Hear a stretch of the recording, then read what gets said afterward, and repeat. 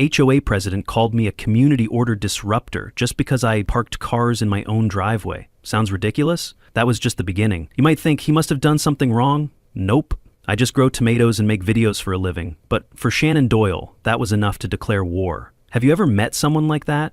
Comment below where you're watching from, because after this story, I think every HOA in the world has their own Shannon. And trust me, what she did next will make you look at your own fence with completely different eyes. I moved to Maple Grove Subdivision 8 months ago, thinking I'd found the perfect quiet neighborhood to build my dream setup. As a freelance video editor who also grows organic vegetables to sell online, I needed space for both my equipment and my little greenhouse operation. The house came with a decent-sized lot, and I got all the proper permits to expand my driveway and set up a small greenhouse in the back. Everything was legitimate, everything was approved by the city, and I thought I was all set for peaceful suburban life. Little did I know that Shannon Doyle had very different plans for my peaceful existence. Shannon first appeared on a Tuesday morning while I was filming a tour of my greenhouse for my small but growing audience of gardening enthusiasts. I was explaining how to properly set up hydroponic tomatoes when I heard someone clearing their throat behind me.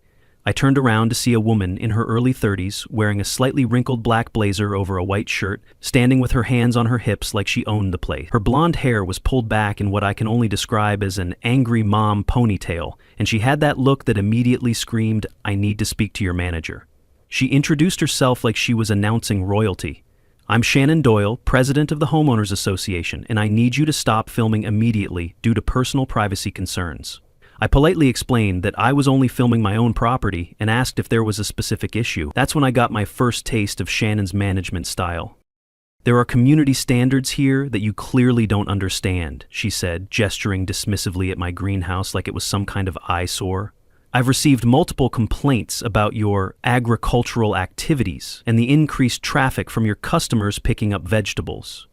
This confused me because I'd maybe had 5 customers total in the past month, and they were all quiet neighbors who appreciated fresh produce. I asked Shannon to show me the specific complaints or the HOA rules that my greenhouse violated. She couldn't produce either, but instead launched into a lecture about maintaining property values and respecting the aesthetic vision of our community. The whole interaction felt surreal, like being scolded by someone who had appointed herself as the neighborhood taste police. What really caught my attention was how Shannon kept referring to herself as the president and the authority in our conversation. She spoke like someone who was used to having her word accepted without question, and when I didn't immediately back down, I could see frustration building in her expression. She ended our first meeting by informing me that she would be reviewing my situation and that I should expect to hear from the proper authorities soon. As she walked away, I noticed she pulled out her phone and started making calls before she even reached the sidewalk. My neighbor Russell Dean, a retired electrician in his late 40s who was working in his yard nearby, wandered over once Shannon was gone. "That's Shannon Doyle," he said with a knowing look. "She's been the self-appointed neighborhood watch for about 2 years now. Fair warning, she doesn't like it when people don't immediately bow to her authority." Russell filled me in on Shannon's history in the neighborhood. Apparently, she'd moved in during a messy divorce and had thrown herself into HOA activities with an intensity that made everyone uncomfortable. The previous HOA president, an elderly man named Frank Morrison, had moved to assisted living about 6 months ago, and Shannon had somehow assumed his role without any formal election. "She just started calling herself president one day," Russell explained, "and most people were too busy or too conflict-averse to challenge her on it." He also mentioned that Shannon had been struggling with her cosmetics business and was always looking for places to park her van when customers came to pick up orders. "I'm betting she's got her eye on using your driveway," he said. "She's asked half the neighborhood if she can use their driveways for her business parking." That evening, I did some research into our HOA's bylaws and discovered that Shannon's authority was even more questionable than I'd thought. There were no recent meeting minutes, no record of her election as president, and several of the rules she'd referenced simply didn't exist in our community guidelines.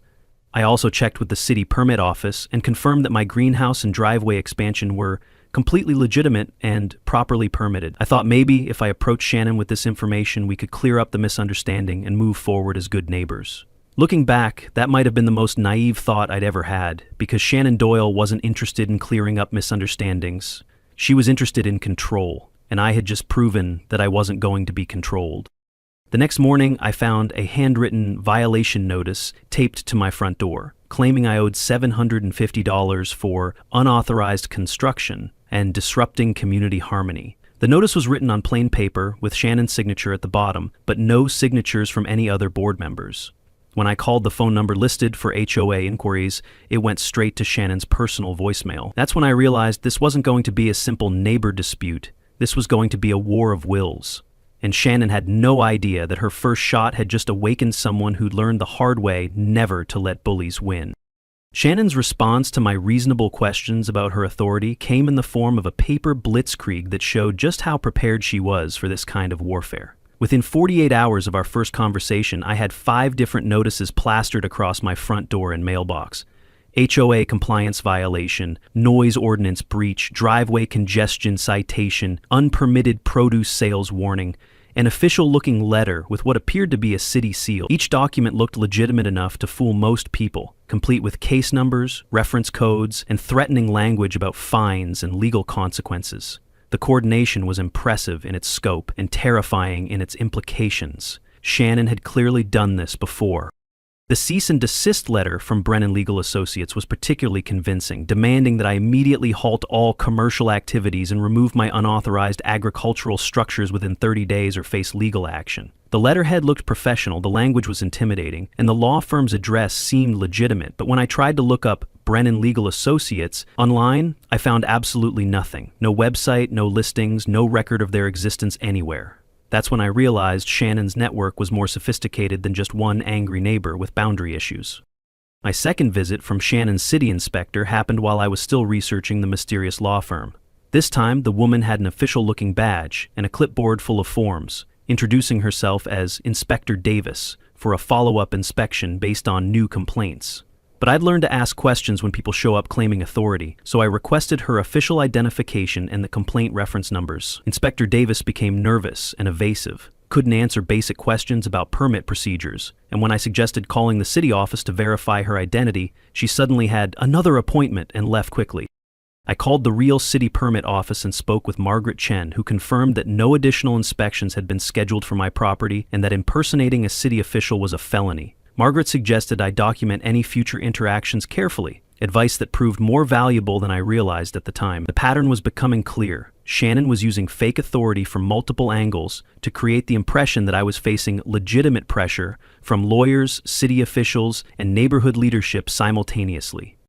The social media campaign ran parallel to the fake paperwork, with Shannon posting carefully worded complaints about agricultural violations in our neighborhood group, complete with photos of my greenhouse taken from the street. She described my permitted operation as a potential commercial enterprise operating without oversight and claimed multiple neighbors had expressed concerns. The posts were shared by supporters who wanted to appear community-minded, creating an echo chamber that made Shannon's authority seem more legitimate than it actually was.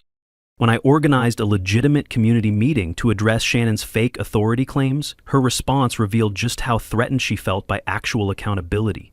She posted angry messages claiming I was harassing residents and undermining legitimate HOA leadership, warning that attending my meeting could make neighbors complicit in harassment. But once neighbors started sharing their own experiences with Shannon's arbitrary rule enforcement, the pattern became undeniable. She had been using identical intimidation tactics against multiple families. The community meeting was held in Russell Dean's backyard, and about 15 neighbors showed up to discuss Shannon's governance. I had prepared documentation of our actual HOA bylaws and examples of Shannon's fake authority claims, but I didn't need to do much talking. Once neighbors started sharing their experiences, fake legal threats, bogus inspectors, made-up rules, Shannon's systematic abuse became obvious to everyone present. That's when Shannon crashed the meeting with 2 friends I'd never seen before, demanding to know why she hadn't been officially notified of our discussion. When Russell explained this was an informal gathering on his private property, Shannon launched into a tirade about conspiracy to undermine legitimate authority and claimed my research into HOA bylaws constituted stalking. The more she talked, the more obvious it became that Shannon's definition of legitimate authority was whatever Shannon said it was. The meeting ended with several neighbors promising to research Shannon's claims independently and others admitting they had been intimidated into paying fake violation fees rather than challenge her authority. Russell Dean pulled me aside afterward and warned me that Shannon had threatened to file false police reports against anyone who continued questioning her leadership. She's not going to back down, he said. She's going to escalate until someone stops her. That night, I realized I was dealing with someone who had created an entire system of fake authority and was willing to commit multiple felonies to defend it. Shannon wasn't just a difficult neighbor or an overzealous HOA president. She was running a sophisticated con game that targeted people's natural reluctance to challenge official-seeming documents and authority figures. The fake inspector, the bogus law firm, the forged violations, it was all designed to overwhelm targets with apparent legitimacy until they submitted or moved away. I spent the evening documenting everything I had learned about Shannon's operation, creating a timeline of fake authorities and forged documents that painted a clear picture of systematic fraud. I didn't know it yet, but I was building the foundation for a case that would eventually expose Shannon's entire network of lies and bring down her fraudulent empire. The paper war was just beginning, and Shannon had no idea that her own fake documents would ultimately become the evidence that destroyed her. After the community meeting exposed some of Shannon's tactics, I expected her to back down, or at least try a more subtle approach. Instead, she escalated to a level of systematic harassment that showed just how dangerous someone with her obsessive personality could be when they felt their control being threatened. Shannon's response to being called out publicly was to double down on her fake authority claims while adding new layers of intimidation designed to make my life as difficult as possible. She started with what I can only describe as administrative warfare, using her knowledge of city systems to weaponize bureaucracy against me. Within a week of the community meeting, I received an official notice from the City Code Enforcement Office requiring an inspection of my property based on complaints about unpermitted commercial kitchen operations and zoning violations related to retail business activity. The complaint was detailed enough to sound legitimate, claiming that I was running a restaurant out of my home and selling food without proper health department permits. Of course, this was completely false. I grow vegetables, not prepared food, and my small customer base consists of neighbors who buy fresh produce directly from my garden. But the complaint was filed with enough official-sounding language that the city had to investigate. The real city inspector who showed up, not one of Shannon's fake ones, was professional and thorough. He quickly determined that my vegetable growing operation was completely legal and didn't require any special permits beyond what I already had. But during the inspection, Shannon appeared in my driveway, acting like she had summoned the inspector and was there to oversee the process. When the inspector confirmed that he was responding to a formal complaint filed with the city, Shannon's behavior became telling. She acted too familiar with the complaint process, asking specific questions about inspection procedures and referencing city codes in a way that suggested she knew exactly how to manipulate the system. That's when I realized Shannon's real advantage wasn't just her willingness to lie, it was her knowledge of how government bureaucracy worked. Russell Dean had mentioned that Shannon used to work at the city permit office, and now I understood how she was able to file complaints that sounded official enough to trigger real inspections. She knew exactly which departments to contact, what language to use, and how to make false complaints sound credible enough that busy city employees would have to follow up on them.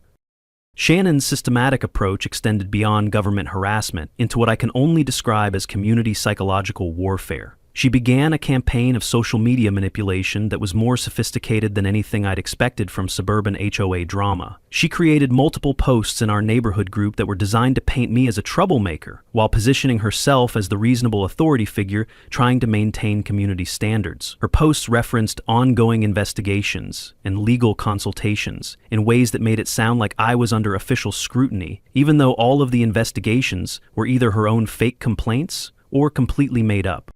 The social media campaign worked on some neighbors who didn't know the full story. Shannon's posts were shared by people who wanted to appear supportive of community leadership, and she cultivated an echo chamber of supporters who reinforced her narrative about protecting property values and maintaining order. She was particularly effective at targeting newer residents who didn't know the history of her fake authority claims, and longtime residents who preferred to avoid conflict by supporting whoever seemed to be in charge.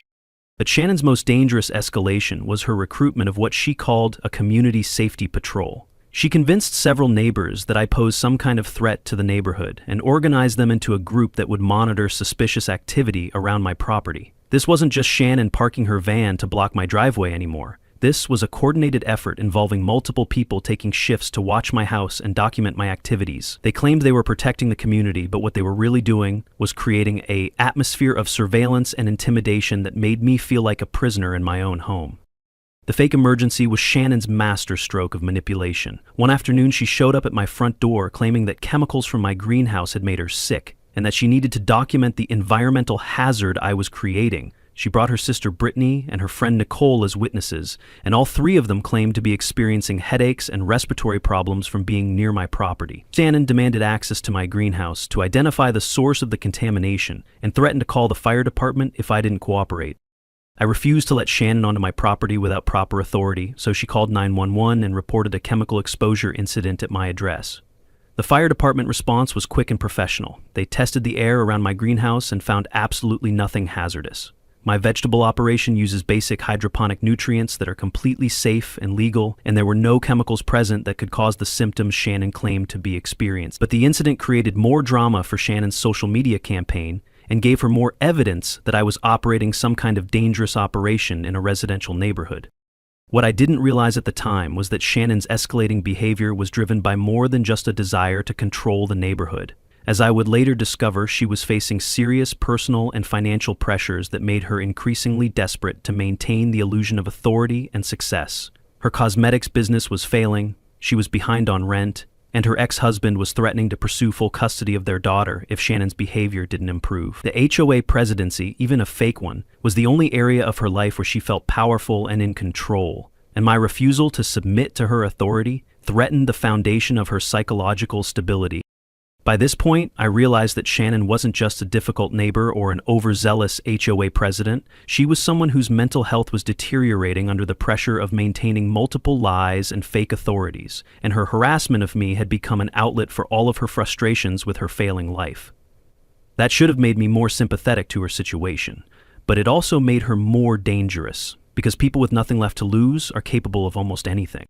Shannon's desperation reached a new level when she realized that her administrative harassment and social media campaigns weren't forcing me to submit or move away like her previous targets had done. Instead of backing down or trying a different approach, she decided to escalate to direct physical intimidation by targeting the one thing I needed most: access to my own driveway. What started as an inconvenience quickly became a systematic campaign to make my home life unlivable. And it showed me just how far Shannon was willing to go to maintain her illusion of control over the neighborhood.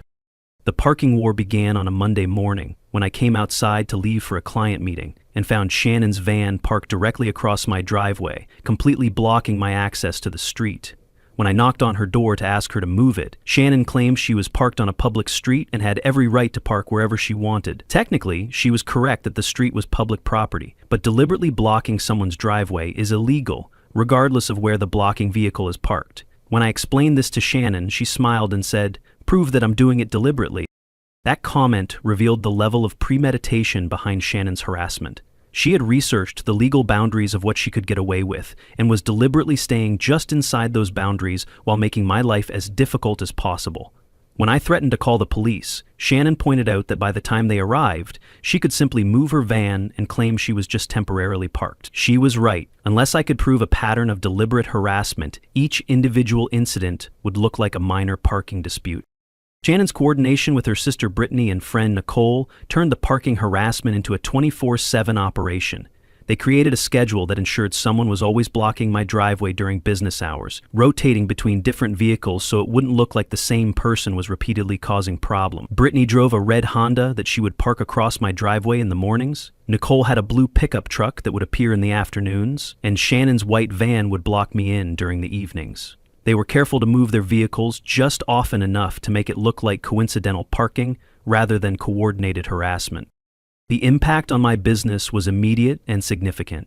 I couldn't get my equipment van out of the driveway when I had client meetings, and customers who came to pick up vegetables couldn't access my property easily. I was forced to park several blocks away and carry heavy video equipment back and forth, which added hours to my workday and made me look unprofessional when I showed up to client meetings late and disheveled. My vegetable customers started complaining about the inconvenience, and several of them found other sources for their produce, rather than deal with the hassle of getting to my blocked driveway.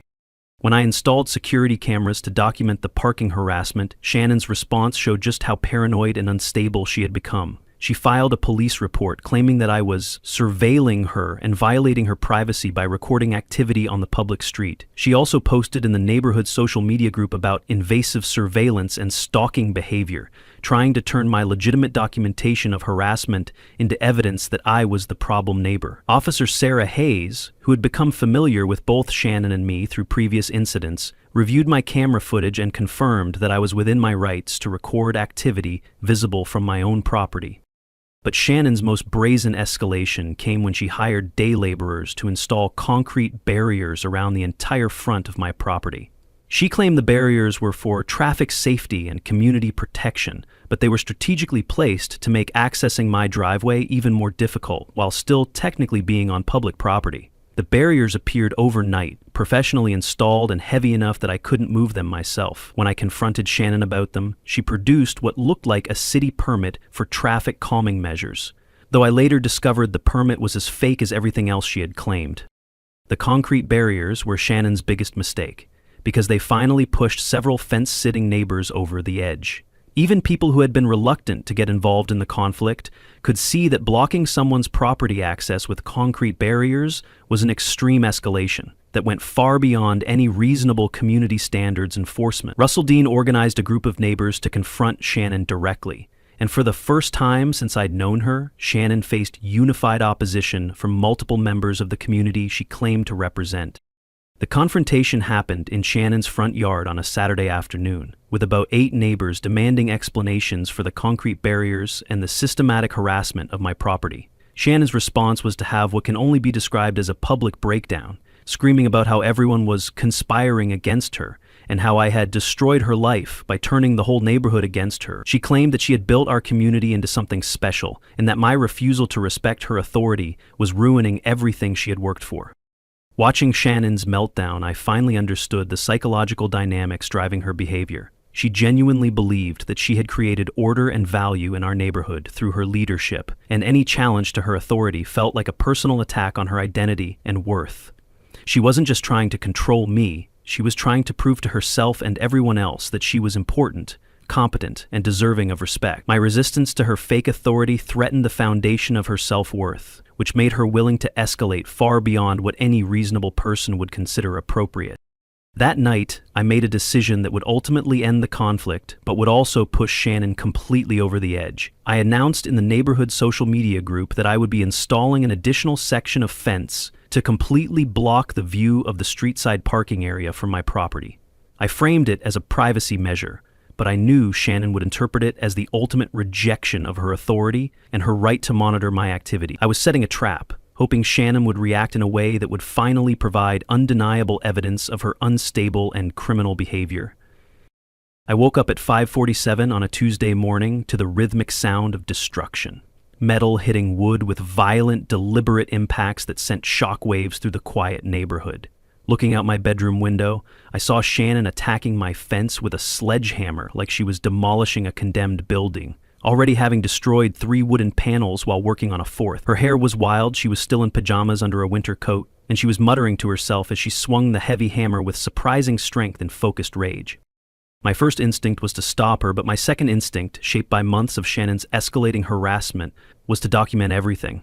I grabbed my phone and started recording while activating my security cameras to capture multiple angles of Shannon's rampage. Through the video, you can hear her muttering, "Show him who's boss," and "Take back control," as she systematically demolished the fence separating our properties, completely lost in the physical outlet for months of psychological frustration. When I stepped outside and calmly asked Shannon to stop destroying my property, she whirled around with the sledgehammer still in her hands and screamed, "You think you can destroy my life and hide behind this fence? I'll show you what real power looks like." Her face was flushed, her eyes were wild, and for a moment I genuinely thought she might turn the weapon on me. Instead, she resumed attacking the fence with even more violence while I called 911, trying to keep my voice steady as I reported a neighbor destroying property with a sledgehammer. The commotion woke other neighbors, and within minutes we had an audience of people emerging from their houses in pajamas and robes to witness Shannon's complete breakdown. Russell Dean appeared with his phone, recording from a different angle. Janet Cole called police from her porch. Other neighbors stood in their driveways, watching in shock as Shannon continued her destruction while screaming about how I had ruined everything and how she was going to show everyone who really runs this neighborhood. With an audience watching, Shannon seemed to feed off the attention and became even more erratic. She launched into an incoherent rant about building our community and how I was destroying her life's work by refusing to respect her authority. Someone shouted for her to stop before she hurt someone, but Shannon was beyond reasoning. She was completely lost in rage, using my property as a target for all the frustrations and failures in her own life. When I mentioned the police were coming, Shannon turned from my fence to my greenhouse, smashing 2 glass panels with the sledgehammer and destroying months of carefully cultivated plants. The destruction of my vegetables seemed to give her particular satisfaction, as if she was finally getting revenge for all her failed complaints about my agricultural activities. Then she attacked my van with the same sledgehammer, denting panels and shattering the passenger mirror, while neighbors filmed the entire rampage. Several neighbors finally tried to intervene when Shannon started attacking vehicles. Russell Dean approached with his hands raised, trying to talk her down, but she turned on him with the sledgehammer and screamed, "Don't try to stop me! You're all part of this conspiracy!" Even Nicole and Brittany, Shannon's accomplices in months of harassment, tried to calm her down, but she was beyond help from anyone, completely disconnected from reality and lost in destructive rage. Officer Sarah Hayes arrived with backup to find Shannon still holding the sledgehammer, surrounded by debris from destroyed fencing, broken greenhouse glass, and a crowd of neighbors documenting everything with their phones. Shannon was still screaming about conspiracies and betrayal, completely unaware that her behavior was being recorded by multiple people and that she was about to face serious criminal charges. When Officer Hayes tried to approach calmly, Shannon initially claimed I had attacked her first and she was defending herself, obviously contradicted by all evidence and witness testimony. The arrest was almost anticlimactic after Shannon's dramatic rampage. Officer Hayes was patient and professional, eventually convincing Shannon to put down the sledgehammer and submit to handcuffs. As Shannon was loaded into the police car, she continued screaming about conspiracies and how I had destroyed her life by refusing to accept her authority. The neighbors who had gathered stood in shocked silence, finally seeing the full extent of Shannon's instability and understanding why I had been documenting her harassment so carefully. The damage assessment revealed $4,200 in fence destruction, $800 in greenhouse repairs, $600 in vehicle damage, and $300 worth of destroyed vegetables. $5,900 total, all captured on multiple recordings from different angles. But more important than the financial cost was finally having undeniable evidence of Shannon's criminal behavior and complete mental breakdown. I'd built that fence myself over several weekends, carefully measuring and installing each panel to create privacy and security for my property. Shannon destroyed it in less than 10 minutes, with half the neighborhood watching and recording her rampage. As I surveyed the destruction she had left behind, I felt vindication mixed with genuine sadness. Vindication because Shannon had finally exposed herself so completely that no one could deny her harassment and instability. Sadness because watching someone have a complete psychological breakdown, even someone who had made my life miserable, was deeply disturbing. Shannon clearly needed professional help more than criminal punishment, but her refusal to acknowledge her problems and her escalating harassment had made this confrontation inevitable. The sledgehammer diplomacy was Shannon's final, desperate attempt to assert control through violence and destruction, and it would ultimately be the evidence that brought down her entire fraudulent operation. Shannon's arrest and the dramatic footage of her fence-destroying rampage made local news within hours, with the headline, "HOA President Arrested for Property Destruction," spreading across social media faster than I could have imagined. The story was picked up by regional outlets and shared thousands of times, turning Shannon's mental breakdown into a cautionary tale about HOA abuse that resonated with homeowners across the country. My documentation of the entire conflict, combined with the spectacular finale of Shannon's sledgehammer attack, created a perfect storm of public attention that would ultimately expose the full extent of her deception and fraud. Officer Hayes, who had dealt with Shannon's behavior for months and had seen my thorough documentation of the harassment pattern, opened a formal investigation into Shannon's entire operation, rather than treating her arrest as an isolated incident. This decision proved crucial because it uncovered a systematic pattern of fraud and abuse that went far beyond anything I had experienced. When other neighbors learned that police were investigating Shannon's HOA activities, they came forward with their own stories of fake violations, forged documents, and financial irregularities that painted a picture of someone who had been running elaborate cons on multiple families for over a year. The financial investigation revealed that Shannon had embezzled $11,400 from HOA funds over 14 months, using the money for personal expenses including legal fees for her custody battle, inventory for her failing cosmetics business, and payments to Brittany and Nicole for their roles in her fake inspector and fake lawyer scheme. The embezzlement was sophisticated enough that it might have gone undetected indefinitely if Shannon's mental breakdown hadn't triggered the broader investigation. She had created fake invoices for community maintenance projects that never happened and had forged signatures on financial documents to authorize payments to herself. Even more shocking was the discovery that Shannon's entire authority as HOA president was fraudulent. The investigation revealed that Frank Morrison, the legitimate president who had moved to assisted living, had never officially resigned and had never transferred his authority to Shannon.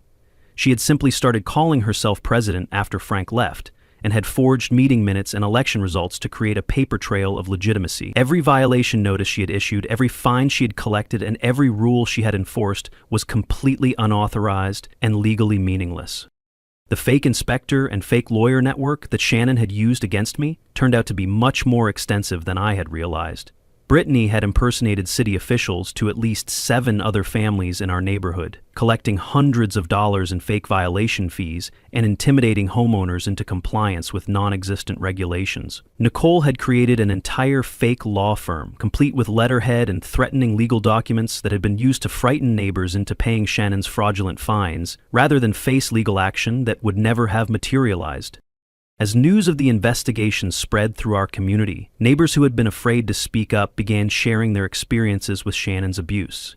Janet Cole produced screenshots showing how Shannon had systematically deleted dissenting posts from the neighborhood's social media group, creating an echo chamber that made her authority seem more legitimate than it actually was. Russell Dean revealed that Shannon had threatened to file false police reports against him if he continued questioning her authority. 3 families admitted they had considered moving rather than continuing to deal with Shannon's harassment, and 2 families who had already moved contacted police with their own stories of Shannon's systematic intimidation.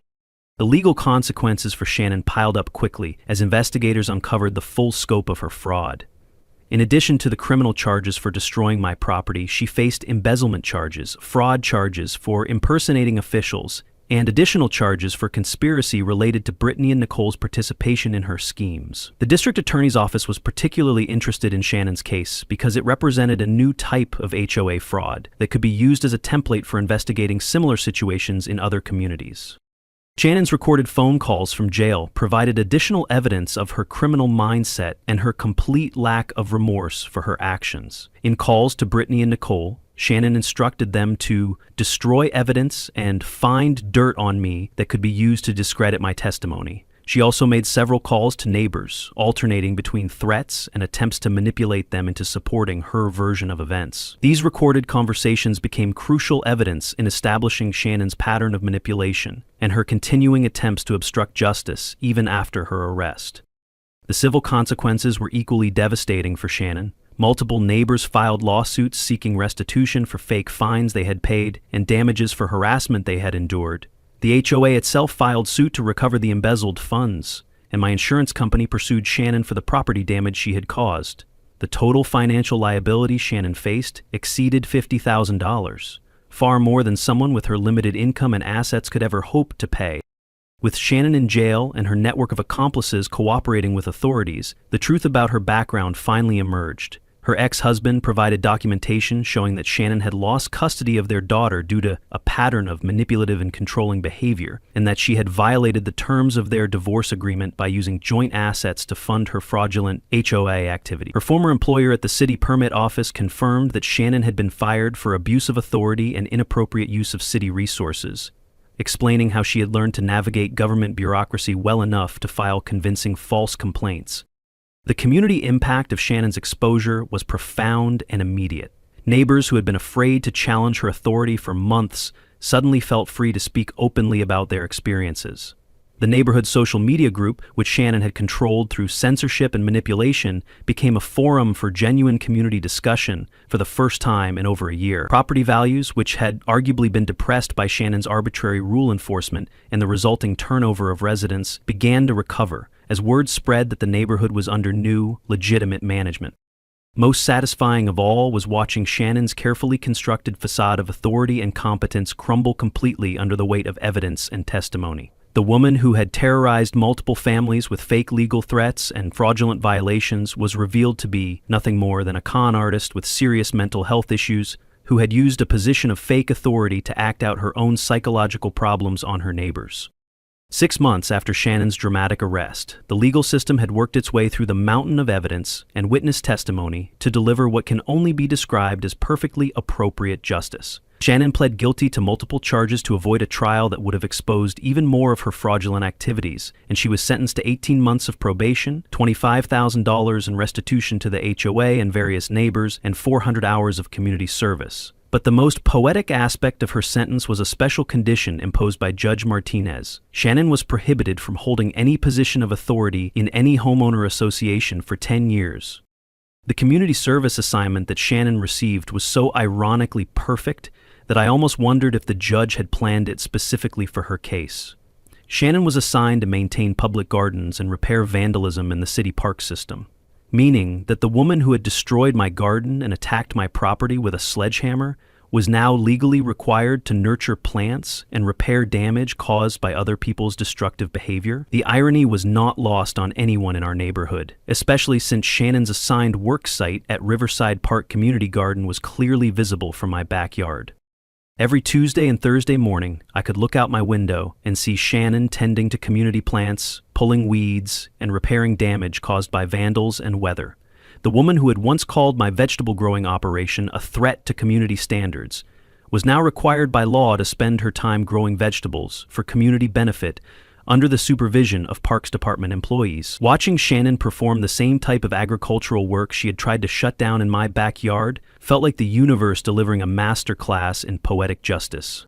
Shannon's complete downfall extended far beyond her legal punishment. The criminal conviction destroyed her ability to find decent housing, as background checks revealed her fraud and property destruction charges to potential landlords. Her cosmetics business, which had been struggling even before her legal troubles, collapsed entirely when the story of her HOA fraud went viral on social media. She was forced to take a retail job at a discount store, earning minimum wage while living with her disapproving mother who had to bail her out of jail and help pay her legal fees. The transformation of our neighborhood in Shannon's absence was remarkable and immediate. Russell Dean was elected as our legitimate HOA president in a proper election, with actual ballots and witness oversight. Janet Cole became secretary, and together they implemented the kind of transparent, accountable community governance that Shannon had prevented through her fraudulent authority claims. They established regular monthly meetings with published agendas, created a public financial dashboard showing how HOA funds were being spent, and developed a written appeals process for any violations that ensured due process for all residents. Under legitimate leadership, our HOA became a model of what community governance should look like. Instead of arbitrary rule enforcement and fake violations, we focused on genuine community improvement projects, like the Neighborhood Garden Initiative that was inspired by my original greenhouse operation. Rather than terrorizing residents with threats and intimidation, our new leadership celebrated positive contributions to the community through a Good Neighbor recognition program that highlighted people who made our neighborhood a better place to live. My own role in the community evolved significantly as a result of the conflict with Shannon. The documentation skills I had developed while defending myself against her harassment proved valuable in helping other homeowners deal with similar situations in their own neighborhoods. I started a resource website called HOA Accountability that provided templates, advice, and legal resources for homeowners facing abuse from their associations. The website grew rapidly as word spread about Shannon's case, and other homeowners realized they didn't have to submit to fraudulent authority claims. The documentary project I created from my footage of Shannon's harassment became a powerful tool for educating people about HOA abuse and the importance of standing up to fake authority. The HOA Tyrant Next Door was accepted to several film festivals and helped bring national attention to the problem of unaccountable community associations that operate with little oversight or transparency. The film's success led to speaking opportunities and consulting work helping other communities reform their governance structures. One of the most unexpected developments came almost 2 years after Shannon's arrest, when I received a letter from her new address in Phoenix, Arizona. Shannon had moved across the country to start over, taking a job at a garden center where her community service experience had actually provided useful work skills. The letter was not exactly an apology, but it was an acknowledgement that she had let things get out of hand during what she described as a very difficult time in her life. She thanked me for not pursuing additional charges that could have resulted in jail time, and mentioned that she was receiving therapy for what her counselor had identified as control issues related to anxiety and depression. While I appreciated Shannon's letter and was glad to hear she was getting help, I couldn't forget that her difficult time had nearly destroyed my business, cost me thousands of dollars in property damage, and made my home feel like a prison for months. Her behavior had also traumatized other neighbors and created an atmosphere of fear and intimidation that had lasting effects on our community. Mental health struggles don't excuse criminal behavior, and getting therapy doesn't undo the harm caused by systematic harassment and fraud. The lasting impact of Shannon's case extended far beyond our small neighborhood. State legislators cited my documentation and testimony when passing new laws to protect homeowners from HOA abuse, including requirements for transparent financial reporting, proper election procedures, and appeals processes for violation. The FBI opened investigations into similar HOA fraud patterns in other states, using Shannon's case as a template for identifying systematic abuse by community association leaders. Looking back on the entire experience, I realized that Shannon was a deeply troubled person who used a position of fake authority to act out her psychological problems on innocent neighbors. Her harassment of me was really about her own failures and insecurities and her desperate need to feel important and in control. That doesn't excuse her behavior, but it does explain why she was willing to escalate so far beyond what any reasonable person would consider appropriate for neighborhood disputes. The most important lesson I learned from dealing with Shannon is that bullies, whether they're playground troublemakers or fraudulent HOA presidents, only have as much power as people give them. Shannon's entire operation depended on neighbors being too intimidated, too busy, or too conflict-averse to challenge her fake authority. Once enough people started asking for documentation and demanding accountability, her house of cards collapsed quickly and completely. If you're dealing with your own Shannon in your community, remember that documentation is your best defense and sunlight is the best disinfectant.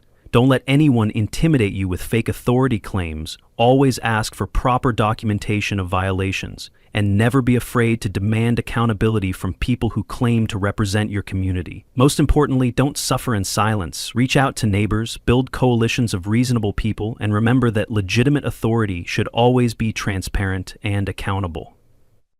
As I tend my expanded garden where Shannon's destroyed fence once stood, I can see her old house, now occupied by a young family whose children play safely in the yard without fear of arbitrary harassment or fake violations. The community that Shannon tried to control through intimidation and fraud now thrives through cooperation and mutual respect. And sometimes, when I'm working in my greenhouse on Tuesday mornings, I can see Shannon in the distance at the community garden, learning to nurture plants instead of destroying them. It's not the ending I expected when this whole conflict started, but it's the ending our community deserved.